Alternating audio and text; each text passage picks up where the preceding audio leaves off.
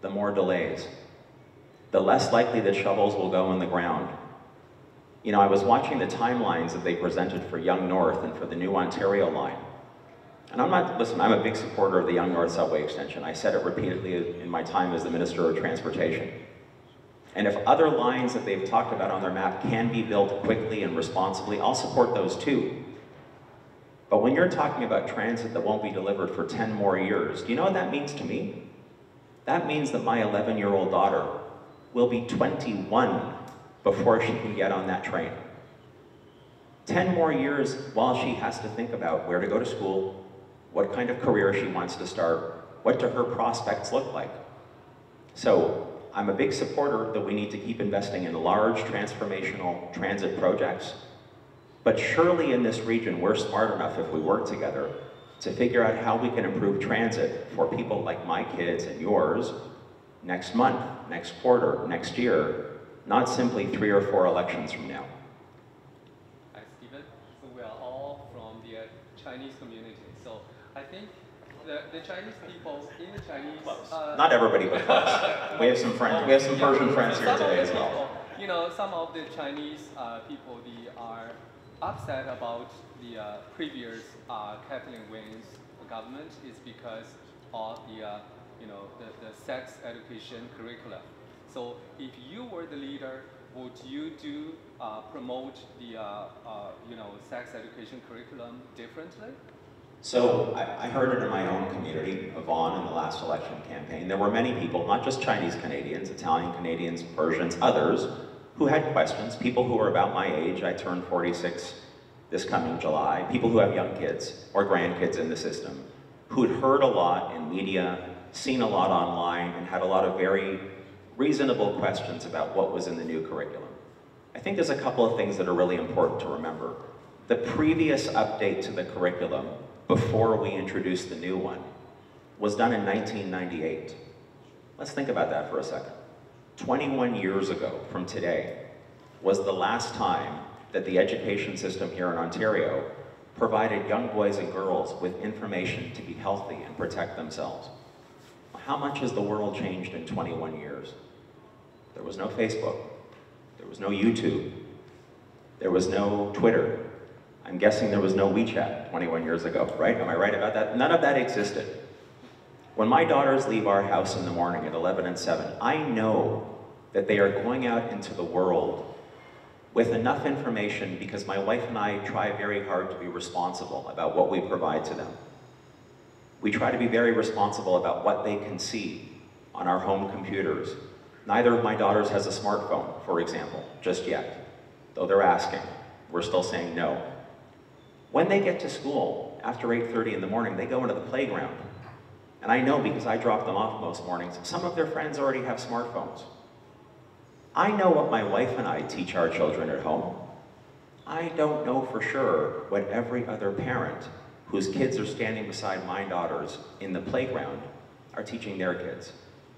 And so the most important thing for us to remember about the update to the curriculum is that it really is a way to arm all of our children with enough information so that they understand how to deal with external threats to their safety, to their bodies, to their life. It's about informing them to the best extent possible so that everybody has a baseline of understanding in a modern era where they're bombarded with information via the internet close to 24 hours a day. But here's the next thing I would say.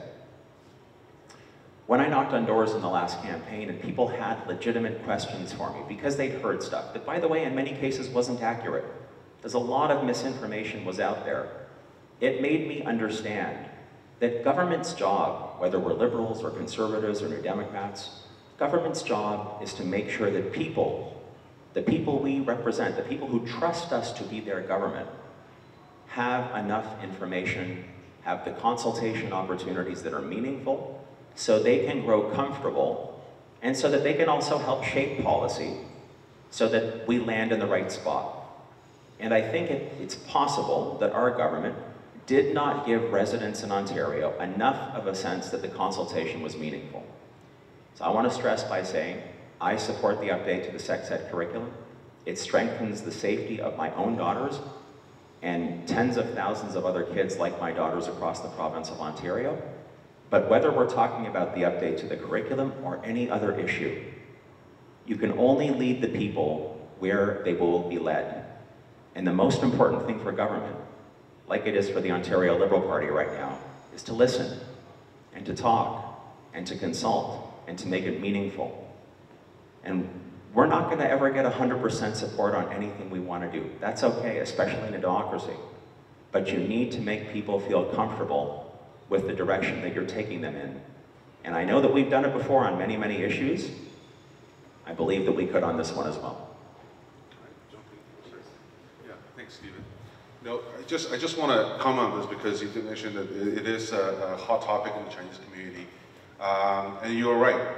You know, in the last provincial election, in fact, in the last 2-3 years, I've seen a wave.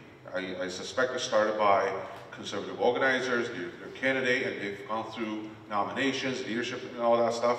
And sex education has been in the center of it, as well as the marijuana stuff. So I don't want to go into detail. I have 2 young kids. I think my concern is somewhat similar to many parents in my community, in the community around Toronto, GTA. But I want to talk about government accountability. Because those candidates and organizers, including the leaders, and they've been very blurred on their stand when it comes to sex education. At least we took a stand. We've been straightforward to voters. They know exactly what we are talking about. We could have done it differently. I agree with Stephen. But when you look at this government, what they have done, because they promised tons of stuff on sex education, I haven't seen much difference. When you look at marijuana issues, now we have a private distributor on Queen Street, whereas when we were in government, we proposed that this is the profit or proceeds goes into the government, goes into the public coffers. This is very different. The profit and proceeds are going to private enterprise, and they're making a huge money. There's always a lineup on Queen Street. And when you look at this budget talking about tailgate, having these potentially parties and people drinking in community parks, I don't think that aligns with the value in my community, in the Chinese community, and I think in a lot of ethnic communities. So these are the tough questions for you to take back to the government and ask them, where's the accountability? How come we didn't know any of this when you asked for our vote? So this is a question for you to take back to the government. Thanks, Han. Any more questions? Any more questions? All right. Well, thank you very much for being here today. I'm hoping that everyone got a copy of the press release that we had. If you haven't, I'd be happy to provide it to you. Let's keep this conversation going. Let's get Ontario back on track. Thanks very much.